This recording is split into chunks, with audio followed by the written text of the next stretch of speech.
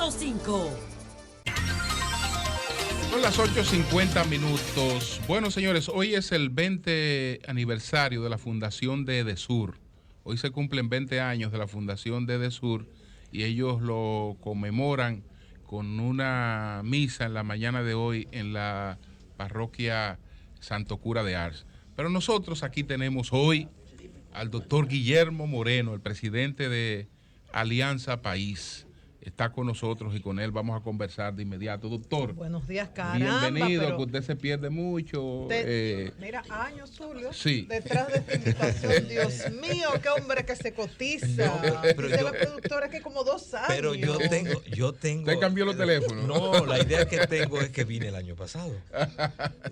Vine, incluso recuerdo que estaba doña No Consuelo. fue el año pasado. Ver más a menudo. Bueno, sí. pero de todas maneras, gracias y me siento. En 2017 estuvo. Muchas expectativas en torno al día 25, día anunciado en el que ustedes van a presentar el contenido programático de esa fusión de Alianza País, de Guillermo Moreno y Opción Democrática de Minú Tavares.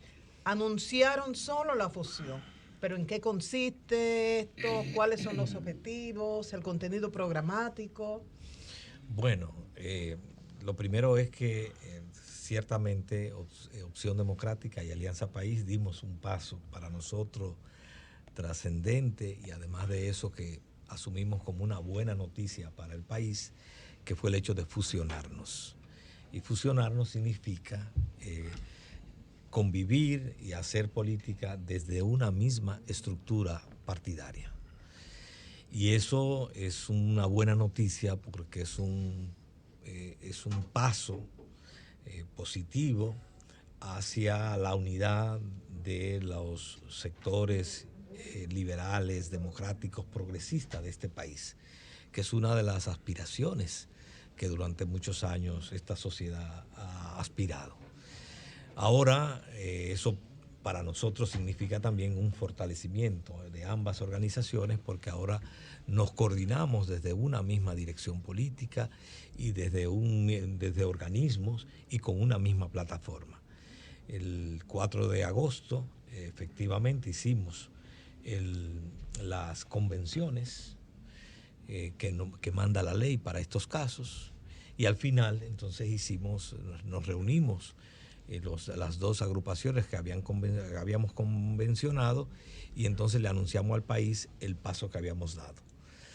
Luego la ley también nos exige. Es como los bancos se fusionaron, entonces ¿quién es ahora el que coordina el movimiento, el partido? Bueno, yo mantengo la condición de presidente de Alianza País. Esa es la estructura, una presidencia. Minú es ahora vicepresidenta de Alianza País y se produjo una integración de miembros de Opción Democrática en la dirección nacional de Alianza País, en la comisión política, en los consejos provinciales y en los equipos de coordinación municipal y en los núcleos territoriales de acuerdo al territorio donde los militantes existimos. En unos lugares Opción Democrática tenía una estructura más sólida y entonces ahí se integran los de Alianza País y viceversa. Y entonces ahora el diseño es una sola política la que estamos implementando desde esa estructura compartida. Doctor, ¿siente usted que con el nuevo escenario, un escenario donde no estará la presencia del presidente Danilo Medina, Alianza País tiene un mayor espacio para crecimiento o habría dado igual? La verdad es que nosotros estamos empujando desde nuestra opción por construir una alternativa política a los viejos partidos y presentarle una alternativa o ser la alternativa a este modelo político caracterizado por la corrupción, la impunidad, el autoritarismo, por una democracia secuestrada. Presentarle una alternativa, ser la alternativa a ese modelo. Y lo que hemos hecho ahora fortalece indudablemente nuestras posibilidades de crecer y además de eso, de llevar nuestro mensaje y de poder consolidarnos como propuesta política. la propuesta de Alianza País, además, no solamente es el cambio del modelo político, es también el cambio de un modelo económico que, como hemos dicho muchas veces, es un modelo injusto, porque las cifras de todos los años es que aquí crecemos económicamente, que aquí hay crecimiento económico, y sin embargo se reproduce mucho la pobreza y la falta de derechos, de realizar derechos fundamentales que están consagrados en la Carta Magna. Entonces, si a una casa, para decirlo en pocas palabras, si a una casa ingresa más recursos y una parte de los que viven en la casa siguen viviendo igual o peor, ¿qué quiere decir eso? Que la riqueza se está concentrando en algún miembro uno de los miembros de la casa. Eso Sí, mismo claro. pasa con este sistema. Crecemos todos los años y entonces incluso es divulgado como éxito económico, pero al mismo tiempo se reproduce la pobreza y se niegan derechos fundamentales. ¿Qué quiere decir eso? Que entonces la riqueza, ese crecimiento va a pocas manos, se concentra en las manos, los ricos se hacen más ricos y los pobres o se mantienen igual o se hacen más pobres. ¿Qué hacer Eso es un para sistema cambiar? injusto, ese es un sistema con un modelo injusto, es el modelo neoliberal que privatiza incluso los servicios públicos, los derechos, que priva a la gente de... ¿Y qué modelo económico ustedes favorecen? Nosotros planteamos un modelo económico de desarrollo productivo compartido. Pero eso obedece a alguna escuela de pensamiento económico como el neoliberalismo. Bueno, nosotros digamos que en alguna medida eso obedece a una especie de experiencia de lo que es, digamos, en parte socialdemócrata y en parte también la visión socialista de la economía. ¿Socialista de la economía? Sí, sobre todo porque se trata de justicia social. No hay que aquí muchas veces cuando uno habla de socialismo cree que es un... No, pero yo se lo decía porque los nórdicos, por ejemplo, han encontrado un modelo excelente, pero usan el capitalismo para generar la riqueza y el socialismo para distribuirla. Pero el socialismo no sabe generar riqueza. Si es socialismo, no es capitalista. Sí, pero vamos a ver. El capitalismo es bueno ok, para repartir, sí, pero no para generar riqueza. No, pero fíjate, el punto de partida nuestro es que debe haber un modelo de desarrollo productivo. Ninguna nación puede incluso sostener su propia soberanía, ni puede avanzar si no es capaz de desarrollar recursos propios, Claro, que le den sostenibilidad. y ahí nadie puede Bien, competir entonces, con el ese es el capitalismo. desarrollo, ese es la idea del desarrollo productivo. Es decir, nosotros tenemos que impulsar la producción de este país, sea producción industrial, sea el turismo. Las remesas es lo que estamos parte. impulsando. Ahora bien, pero al mismo tiempo, no solamente es impulsar la producción, tiene que ser compartido. Y ahí entra el socialismo. Entonces ahí entra una manera diferente de distribuirlo. Ahora bien, no es en fundita, no es en cajita, No. es garantizando derechos. Es decir, ¿cómo es que vamos a compartir? Ni socializando fruto? el capital, porque si se socializa el ¿Cómo es que capital- vamos a compartir esa riqueza social Exactamente. generada? Eso es lo que hacen los nórdicos. A través de derechos. Bueno, Exactamente. Melton.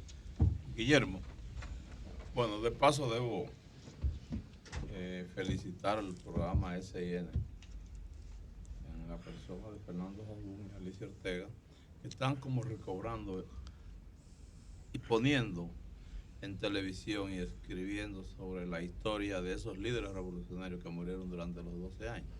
Estuve viendo el de Otto Morales, lo disfruté porque yo viví toda esa época. Pero yo te quiero decir, Guillermo, a propósito, ¿qué le ha pasado a la izquierda dominicana que a 50 años después, como que estamos más retrasados, estamos más atrás? Y personas, hijos de dictadores, criminales por demás, llegan al país y apuntan más que la izquierda. ¿Es que los dominicanos no estamos haciendo conciencia o la izquierda ha fallado? ¿O hemos fallado? Déjame meterme ahí. Bueno, Aunque a Julio no le gusta. Le queda la Adelante, mano a la adelante. izquierda, le queda la mano, Melton. le queda la mano. Sí, la mano izquierda. Realmente lo que ha pasado en este país en las últimas décadas no se puede analizar en función de lo que le ha pasado a la izquierda. La izquierda dominicana indudablemente ha cometido graves errores. Por ejemplo, después de la Revolución de Abril, la izquierda no entendió que había sido derrotada. Y entonces, en alguna medida, continuó con una práctica y un discurso que lo que conllevó fue a su propio exterminio. Y Balaguer bañando el país en sangre. Bueno, claro, a su exterminio. Segundo, en el 78 tampoco la izquierda entendió que había cambiado un escenario. Desde el 62 que no apoyó a Juan Bosch. Bien, que había, pero digamos, vamos a establecer esos dos momentos. Sí. Que había cambiado el escenario a partir del 78. Y entonces era necesario construir una propuesta. Todavía, por ejemplo, en muchos sectores uno escucha que la discusión es si va o no a las elecciones. Entonces, esos son errores que han ido atomizando, y en un país donde cada 4 años hay un proceso electoral con todos los vicios, pero es donde se disputa el poder, ninguna propuesta política que tenga vocación de poder puede ausentarse de ese escenario. Por eso Alianza País, desde que surgió, planteó con toda claridad: nosotros vamos al proceso electoral, que vamos a criticar las irregularidades, los fraudes, que vamos a denunciar la falta de equidad, sí lo vamos a hacer en el propio escenario electoral, pero no ausentándonos de él. Porque nosotros creemos en la democracia, creemos que en este país hay que hacer un cambio democrático, no solo un cambio político, sino un cambio democrático para hacer las reformas y transformaciones que demanda este país. Entonces, en ese sentido, esa falta, ese desfase, ese no reaccionar en los momentos adecuados, ese ausentarse de los escenarios donde se disputa el poder, eso es parte de la explicación de ese proceso de atomización. Sí, Guillermo, la República Dominicana, usted lo ha descrito, ha sido sometida a un proceso de destrucción incluso del esquema capitalista que existía previo a las reformas que privatizaron la empresa pública prácticamente sin ningún retorno para la sociedad. Y por ejemplo está el modelo eléctrico, está el modelo de las empresas de corte, la promesa de que se iban a capitalizar para traer empleo, desaparecieron, está el del SEA, entre otros. El tipo de sociedad que hemos creado no es capitalista, es rentista. Es decir, yo ni siquiera veo modelo económico al estilo lo que plantea Adam Smith, sino yo agarro un contrato público, me saco una buena tajada y de ahí yo creo un gran capital, no para generar bienestar a la sociedad ni valor, sino para enriquecerme de manera particular. El crecimiento económico, el ítem que más creció de la economía dominicana. No, pero una pregunta. Ya voy a terminar la pregunta. Un comentario. En el primer trimestre de este año fue la remesa, 14%. Si usted busca el sector agrícola, fue ¿cuál es la menos del 1%. pregunta? ¿Qué haríamos para cambiar esto? El caso de las remesas es sumamente significativo y es bueno que lo hayas mencionado, porque nos retrata. Aquí incluso he oído algunas autoridades del país que se vanaglorian de que creció la remesa. Y lo que debiera dar es pena. Porque, ¿qué es lo que implica el crecimiento de la remesa? Implica el incremento de los dominicanos que se van al exterior porque no encuentran y no tienen oportunidad en su país. Y entonces, desde el exterior, comparten, le envían a sus familiares, porque la mayoría de la remesa está ubicada en sectores pobres y en sectores medios, pero sobre todo en sectores de barrios. Le envían a sus familiares algo de dinero precisamente para que puedan sobrevivir. Es decir, que la remesa es un indicativo de esa misma crisis y del modelo que tenemos, que expulsa. Eso no tiene otra solución que no sea impulsando un modelo de desarrollo productivo. Nosotros no nos podemos permitir en 48,000 kilómetros cuadrados que haya cientos de miles de tareas improductivas que no podamos impulsar todas las posibilidades que tiene la agropecuaria en nuestro país. Y en ese sentido nosotros necesitamos que este país logre, en función del desarrollo y del impulso de su producción, en aquellas cosas en que somos competitivos, porque no podemos desarrollar un país en lo que no somos competitivos. No podemos pensar que vamos a tener de pronto, vamos a poder fabricar aviones y exportarlos. Pero hay muchas otras cosas que pero sí se podemos. pueden hacer, se pueden hacer, qué sé yo, la tela para forrar los asientos de los aviones. O los asientos. O los Entonces, asientos. ahí podemos bien. Claro. Es decir, lo que quiero decir es que la posibilidad de nosotros poder dar un salto en el modelo es que nos afinquemos en el impulso de la producción. Ahora bien, no una producción para que se distribuya de manera inequitativa, sino que esa misma producción, ese impulso productivo sea compartido. Empezando, si impulsamos la producción, hay una generación de empleo. O sea, nosotros no podemos superar los niveles de pobreza si nosotros no somos capaces de aplicar una política de pleno empleo.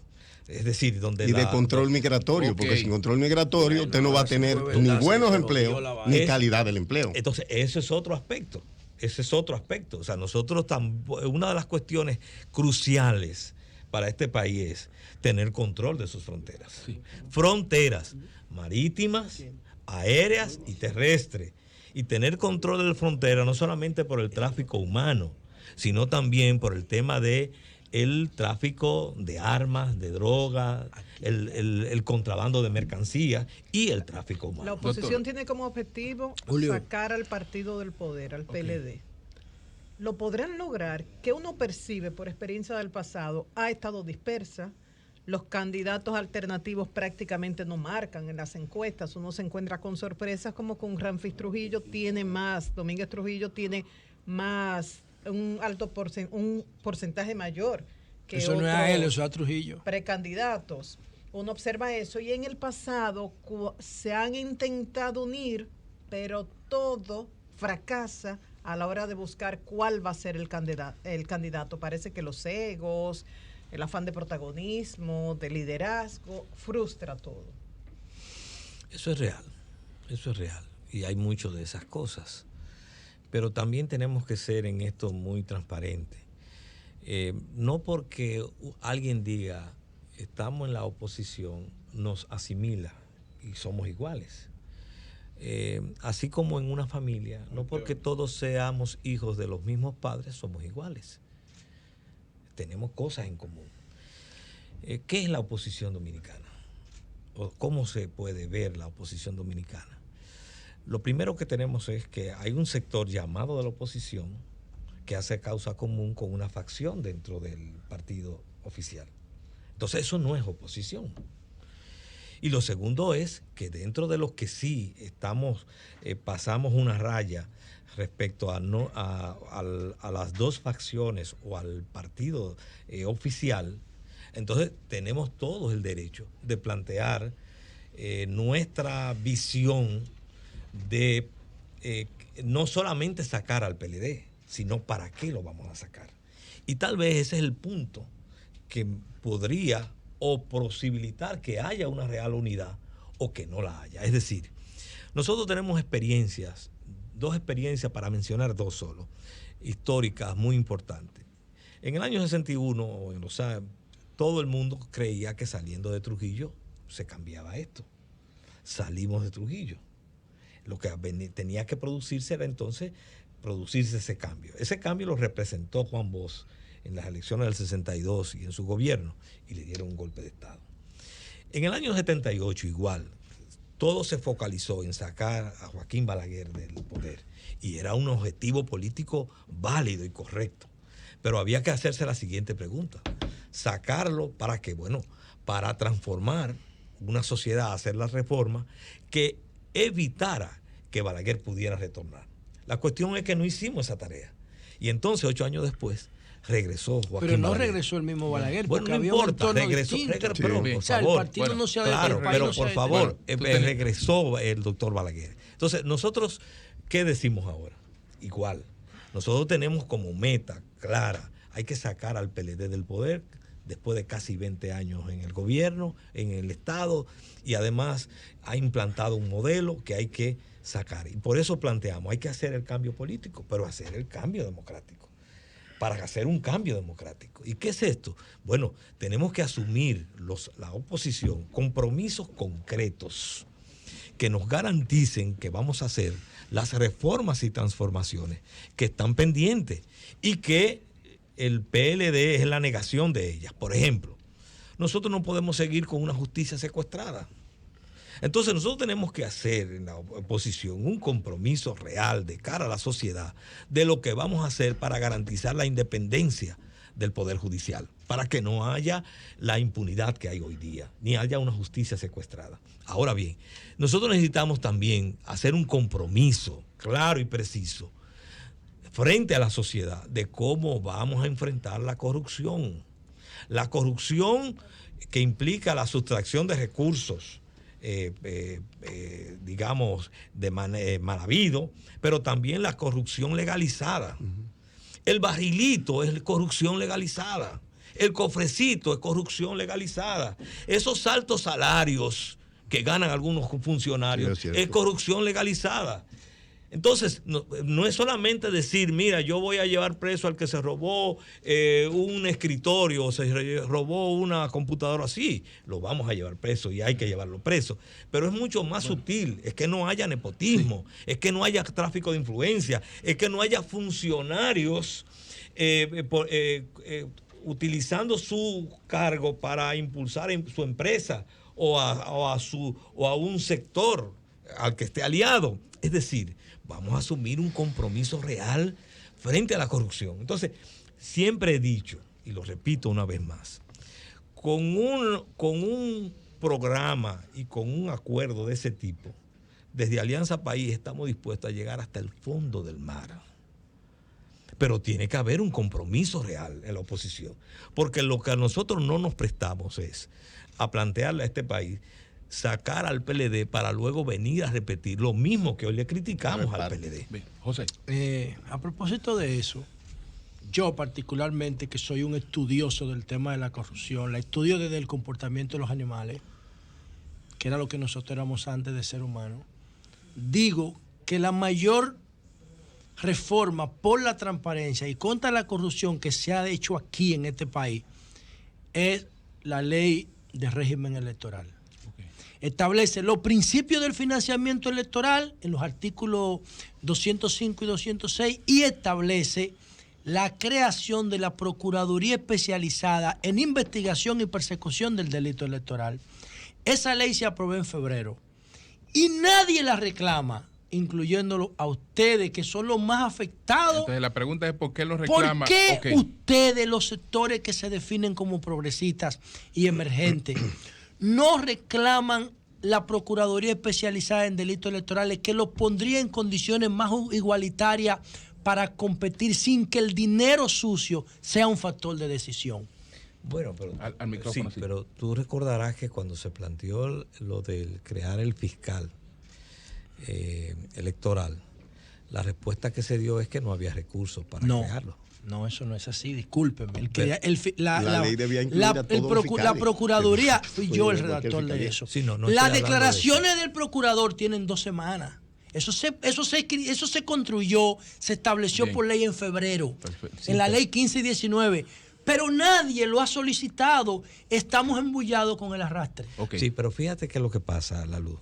Nosotros, tú tienes toda la razón. Es decir, si la ley establece este régimen, digamos que, y es una conquista que puede dar, y ayuda a dar garantías, magnífico.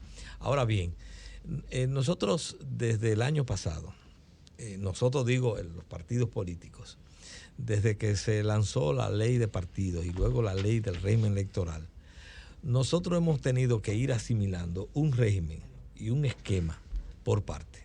Fíjate que lo primero es que lo que dice la ley cuando comenzamos a implementarlo, una semana, 2 semanas después, o 15 días, o un mes después, hay una decisión en el Tribunal Constitucional que donde digo Diego.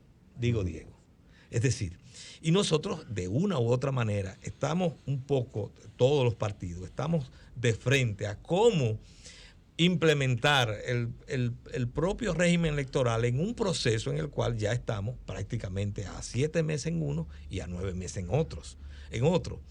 En cuestiones tan detalles como el siguiente, el 17 de este mes, por ejemplo, de este mes, dentro de unos días, todos los partidos tienen que entregar dentro su de padrón, 4 días. su padrón.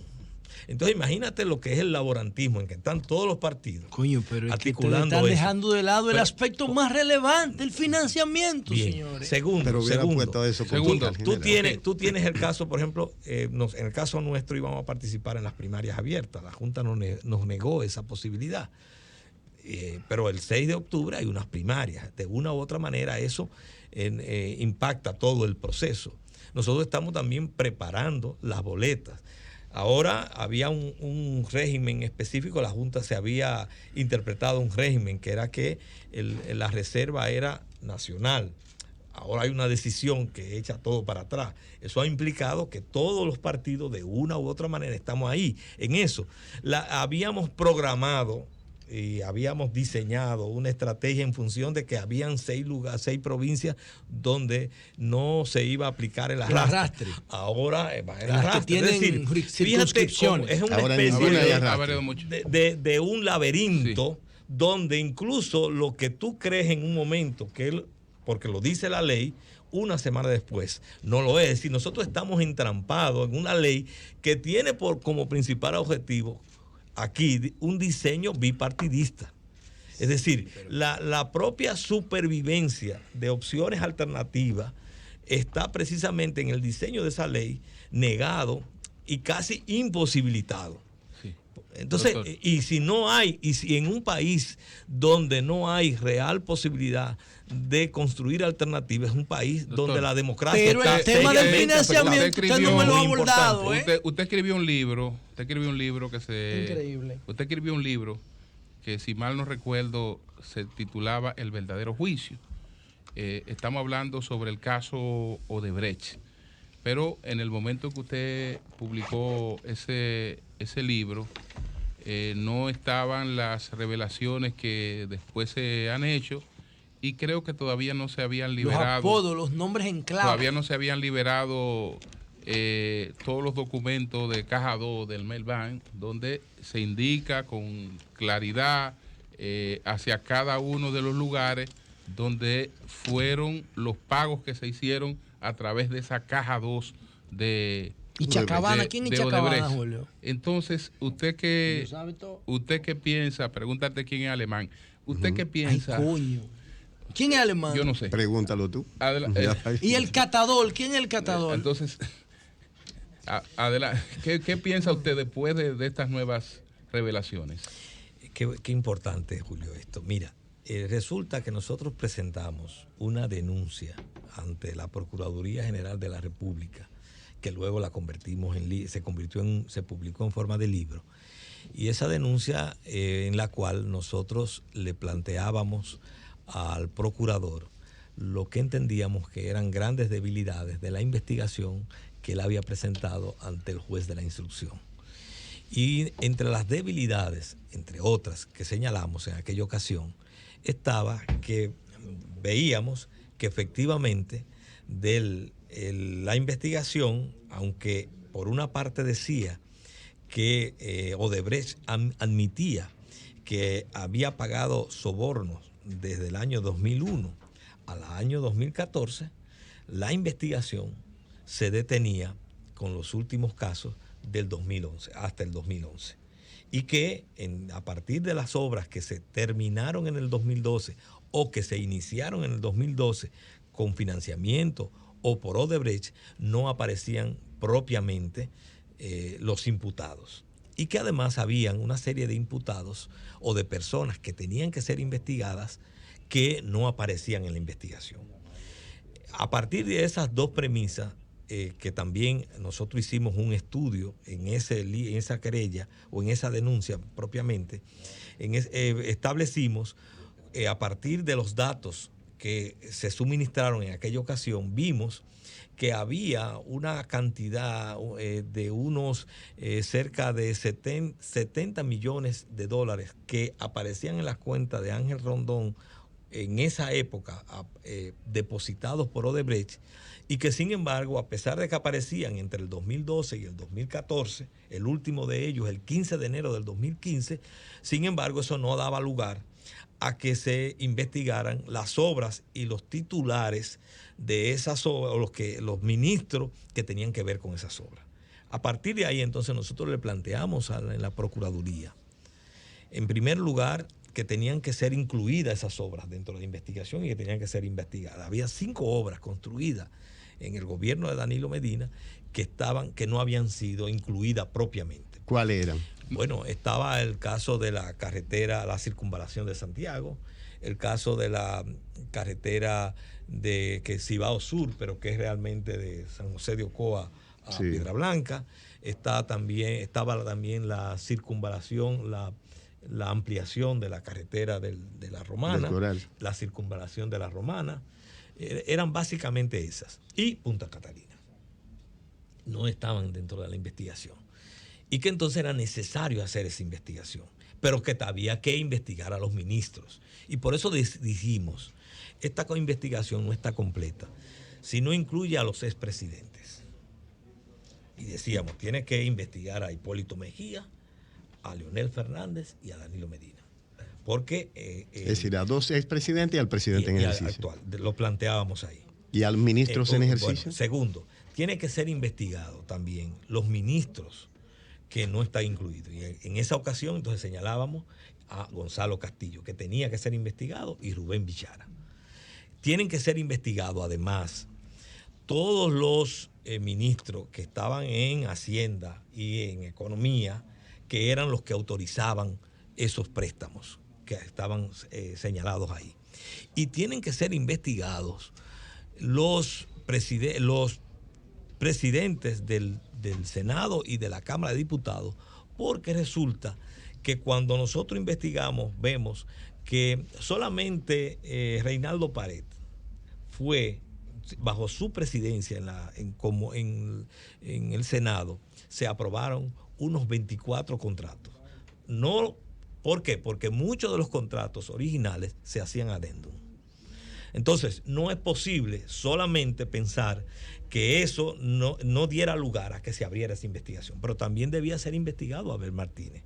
¿Por qué? Porque también se aprobaban en el Senado y pasaban. Es decir, nosotros les planteábamos al procurador en esa cuestión con datos y se le señalaba todos los casos en los que he señalado y que los implicaba o que ameritaba su investigación para determinar si estaban implicados o no. Para que entonces esa investigación implicara hurgar a ver si de una u otra manera ellos estaban implicados. Si no estaban implicados, muy bien, porque eso es una investigación. Claro. Una investigación no es una acusación. Una investigación es si yo estaba en el lugar donde se cometió un crimen, pasaba, entonces yo tengo que ser investigado y entonces yo tendré mis argumentos, ellos me probarán si estoy vinculado o no. Bien, entonces ese señalamiento evidentemente, como sabemos, no se le dio lugar. Por eso ahora, cuando aparecen estos nuevos datos que precisamente se refieren a ese periodo, se refieren básicamente a ese periodo del 2012 al 2015 y precisamente respecto de las obras que habían sido excluidas y que vinculan de una u otra manera a los ministros que estuvieron involucrados en esas obras. Pero además, ahí señalábamos, no es posible que esta investigación se quede solamente en el caso de la Odebrecht, porque había una contrapartida nacional. Cada vez que una de esas obras se entregaba y hay evidencia de su sobrevaluación, había alguien, una contrapartida local, que le decía que esa obra estaba bien, una contrapartida local que nunca detectó la sobrevaluación. Había un técnico, un ingeniero que examinaba esa obra, que tenía que dar un reporte, ¿Por qué esa parte no se ha investigado? Esa contrapartida local en la que se apoyaba Odebrecht. Es decir, todas esas son grandes debilidades que tiene esa investigación. Por eso ese expediente es un expediente, nosotros hemos dicho, es un mamotreto de investigación. Y queda pendiente en esta sociedad realmente hurgar. Aquí Punta Catalina tiene que ser investigada. Bueno, pues, profundamente. Doctor, muchas gracias, doctor, y lo esperamos pronto por aquí. Que no pase un año. Que no pase un año. No, lo que vamos a hacer es un compromiso. Desde que ustedes me inviten, asumo el compromiso de que voy a estar aquí sentado con ustedes. Así es.